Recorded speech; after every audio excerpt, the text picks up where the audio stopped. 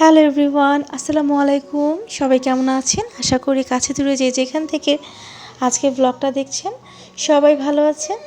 আমরাও আলহামদুলিল্লাহ ভালো আছি।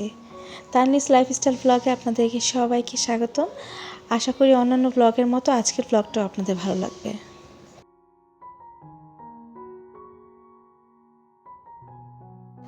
আজকের ব্লগটা আমি শুরু করেছি সকাল 5টা থেকে। একদম মোটামুটি অন্ধকার ছিল চারপাশ। তো এখানে নিজের জন্য একটু চা বসিয়ে নিয়েছি। মনে হলো একটু রিফ্রেশমেন্টের দরকার আছে।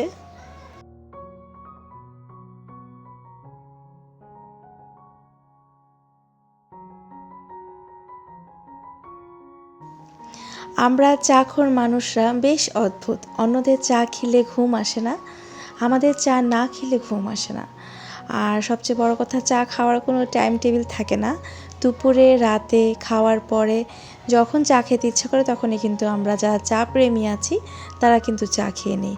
আর আমার কাছে, আমি বরাবরই বলি, সবসময় চাখোর শব্দটির চেয়ে চা প্রেমী শব্দটা কিন্তু বেশি সুন্দর লাগে। সবচেয়ে বড় কথা কি জানেন, আমরা 20 টাকার চা খাওয়ার জন্য 200 টাকার খরচ করি, কারণ চাটা অতি স্পেশাল আমাদের কাছে। মজার চায়ের জন্য সব করতে রাজি আছি। আমি কিন্তু এখানে একদম নর্মাল চাটাই বানাচ্ছি। মাঝে মধ্যে এখানে আমি তেজপাতা দিই, জাস্ট একটা বড় তেজপাতা থাকলে হাফ দিয়ে দিই, আর ছোটো থাকলে একটা পুরোটাই দিয়ে দিই। এতে করে আমার কাছে খুব ভালো লাগে। আর এলাচ দিয়ে মাঝে মধ্যে দিই, মাঝে মধ্যে দারচিনিও দিই। এগুলো দিলে কেন জানি মাঝে মধ্যে ভালো লাগে। তো আজকে কিন্তু আমি একদম গরুর দুধের চা বানাচ্ছি। সকালবেলা মনে হলো যে যেহেতু সবাই এখন ঘুমোচ্ছে, চারপাশটা অন্ধকার, বসে আছি, তো এখন আসলে ইবাদত বন্দেগীর সময়। তো এটা আসলে শেষ করে আমি এখানে বসেছি চাটা। এখন আমি একাকিত্বে আমার নিজের জন্য একটা টাইম কাটাবো আর কি।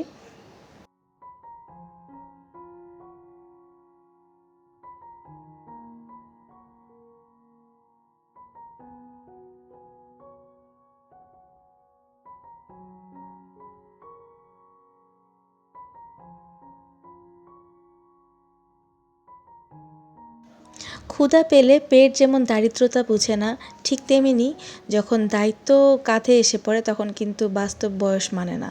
ভুল মানুষের সাথে সারা রাত গল্প হয়, কথা হয়, হয়তো জীবনের অনেকটা সময় কেটে যায়, নষ্ট হয়ে যায়, কিন্তু ভালোবাসা হয় না। প্রেম হলো মানুষের মনের অনুভূতি, বাস্তবতার সাথে যার কোনো মিল নেই। তারপরও মানুষ প্রেমে পড়ে, কারণ বাস্তবতাকে মানুষ সহজে মেনে নিতে পারে না।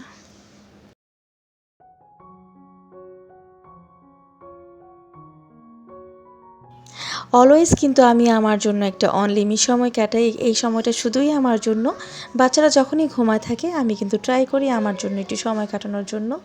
তখন বসে বসে বই পড়ি, না হয় টিভি দেখি, না হয় আমার পছন্দের কোনো কিছু দেখি ফোনে, ইউটিউবে, আর না হয় আমি চা খাই। তো এখানে কিছু বাজার এনেছি, সে বাজারগুলোও কিন্তু আমি গুছিয়ে নিচ্ছি। একটু পরেই কিচেনে কাজ শুরু হয়ে যাবে।